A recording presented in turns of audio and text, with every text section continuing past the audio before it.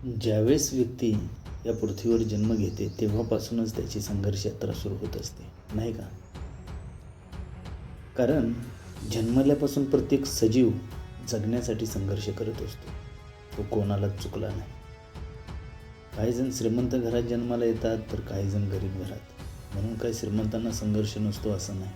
इथं प्रत्येकालाच संघर्ष आहे. इथं प्रत्येकालाच काही ना काही भूमिका दिलेली आहे आणि ती भूमिका त्याला पार पाडावीच लागते.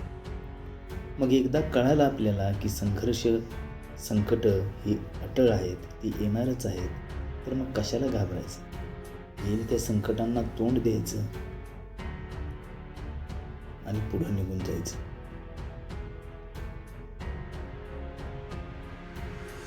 संकटांना लढण्याची कला शिकायची. लोक म्हणतात पूर्वीचा काळ खूप सुंदर होता.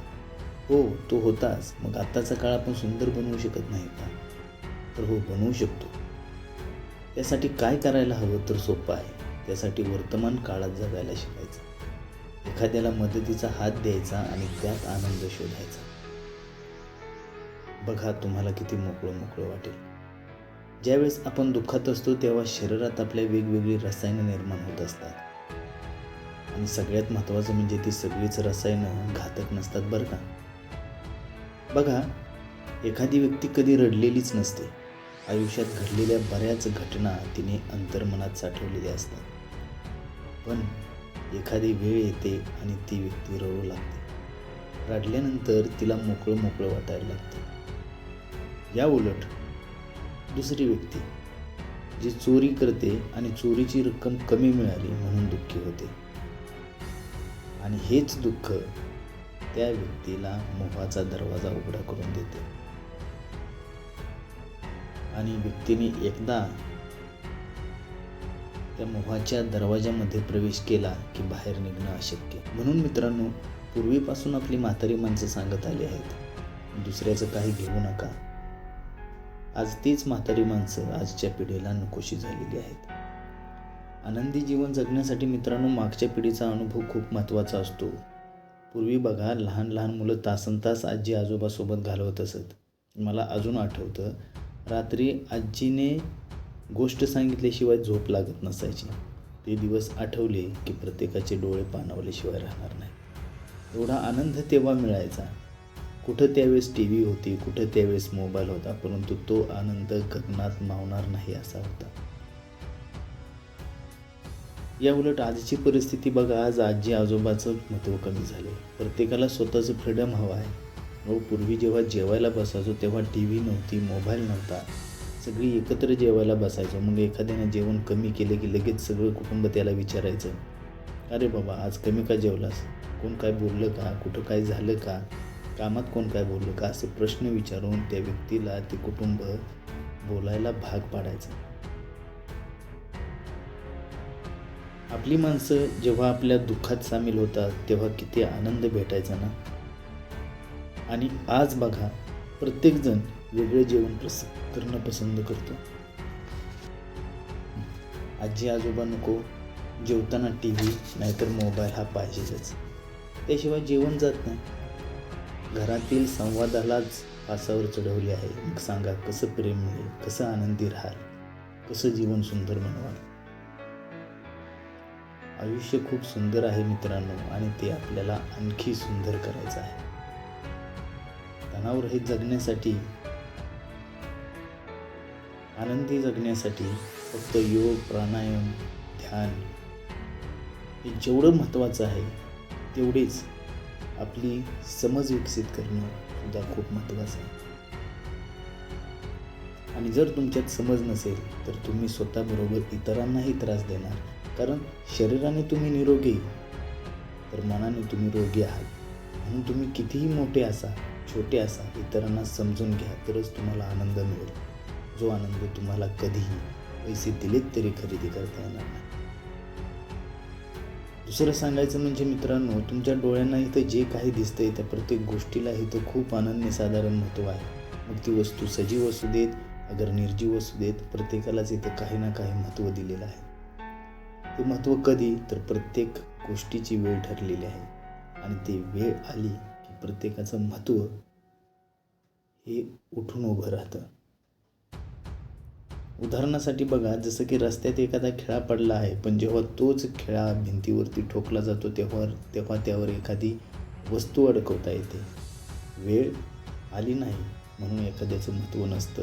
एकदा वेळ आली की मगच एखाद्या व्यक्तीचं किंवा वस्तूचं महत्त्व आपल्याला जाणवतं. म्हणून जे आपल्याजवळ आहे त्यामध्ये आनंद शोधा. बघा, तुम्ही आपोआप आनंदी राहाल.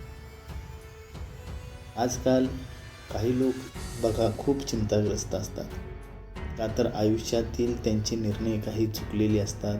समजा 10 वर्षात निर्णय चुकले, आज वय असेल 35 वर्ष, 36 वर्ष, तर त्या 10 वर्षामुळे वयाच्या पुढील जीवनामध्ये येणारी वर्ष जे आनंदाने घालवायचे असतात ते सोडून व्यक्ती पाठीमागच्या भूतकाळातील गोष्टीवरती विचार करतो आणि येणारा वर्तमान काळ, येणारा भविष्यकाळ वाया घालून टाकतो. मित्रांनो, इथं कोणाचेच निर्णय बरोबर नसतात आणि कोणाचेच निर्णय चुकीचे नसतात. तो सर्व मनाचा खेळ आहे. त्यामुळे जरी तुमच्याकडून काही निर्णय चुकले असतील, जीवनामध्ये यशस्वी नसाल, तर आत्तापासून, आजपासून नवीन जीवनाला सुरुवात करा. माझं काय चुकते, माझ्या चुका कुठे आहेत, काय आहेत, हा शोधण्याचा प्रयत्न करा आणि या दुर्मिळ आयुष्याला न्याय द्यायचा प्रयत्न करा. मी जसं म्हटलं तुम्हाला, हा सगळा मनाचा खेळ आहे आणि या खेळामध्ये प्रत्येकाला सहभागी व्हावं लागतं. बुद्धिमान तीच व्यक्ती असते जी या प्रत्येक निर्णयात आनंद शोधत असते आणि आयुष्य जगत असते, अगदी या स्क्रीनवर दिसणाऱ्या फुलपाखरासारखं. बघा ना, फुलपाखरू बघितलं कधीही बघा तुम्ही, किती प्रसन्न वाटतं. फुलपाखरू येतं, एखाद्या फुलावरती बसतं, आनंद लुटतं आणि उडून दुसरीकडे निघून जातं. ते क्षणभरच त्याचं अस्तित्व असतं, परंतु मनाला किती प्रसन्न करून जातं. आयुष्याचं सुद्धा तसंच आहे मित्रांनो. आज आपण आहे तर उद्या नाही. त्यामुळं प्रत्येक वेळ, प्रत्येक क्षण आनंदामध्ये घालवा आणि आनंदामध्ये जगण्यासाठी त्याचे सुद्धा काही नियम आहेत. ते नियम तुम्ही फॉलो केल्याशिवाय तुम्हाला आनंदी जगताच येणार नाही.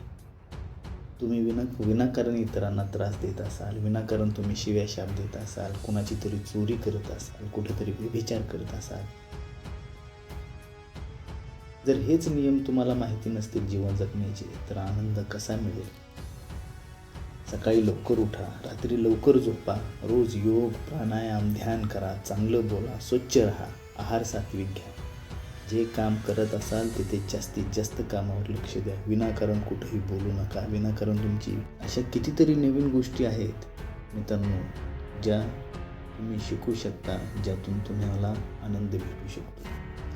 आज व्यक्तीला वेगवेगळे आजार होत आहेत, वेगवेगळी केमिकल पोटामध्ये जात आहेत. पूर्वीच्या खेड्यातील माणूस क्वचित आजारी पडायचा, पण आज त्याला वेगवेगळे आजार होत आहे. राहणीमानात बदल झाला आहे, विचारात बदल झाला आहे. मित्रांनो, तुम्ही जर या शरीराचा अभ्यास कराल तर एक जरी अवयव बिघडला तरी कशातच मन लागत नाही. बघा, तुम्ही विचार करून बघा, तुमच्या शरीराचा एखादा अवयव बिघडलेला आहे, एखादी व्याधी तुम्हाला जडलेली आहे, तुमचं मन कशात लागतंय का बघा. आणि अति जास्त शरीराची काळजी करणं हा पण एक आजारच आहे बघा. आजार झाला असेल त्याच्यावरती मार्ग शोधा, त्याच्यावरती उपचार पद्धती शोधा आणि जे आपल्या हातात आहे ते सगळं करा आणि जे आपल्या हातात नाही तिथं थांबा. आयुष्यातील वेगवेगळे आनंद शोधायला सुरुवात. हे लक्षात घ्या, हे जीवन एक संघर्ष यात्रा आहे. इथं काही होऊ शकतं. आपल्याला फक्त काम, क्रोध, मोह, मत्सर या शत्रूंना आपल्या काबूत ठेवायचे आणि जेव्हा तुम्हाला हे जमेल तेव्हा तुम्हाला आनंदी राहण्यापासून या जगातली कुठलीही शक्ती रोखू शकणार नाही. शरीराचा सुद्धा इथं मोह नको. इथं फक्त एकमेकांना दिलेलं प्रेम राहतं, एकमेकांच्या आठवणी राहतात. प्रत्येक जण लक्षात घ्या एकाच रस्त्याने चालला आहे. फरक एवढाच आहे, कोणी पुढं आहे तर कोणी मागं आहे, परंतु अंतिम ध्येय प्रत्येकाचं ठरलेलं आहे. म्हणून नको त्या विचारात वेळ घालवू नका. कधीतरी हसायला वेळ द्या, कधीतरी निसर्गाच्या सानिध्यात जा, निसर्गाची गप्पा मारा. त्या निसर्गातील प्रत्येक गोष्ट खूप आनंदी असते.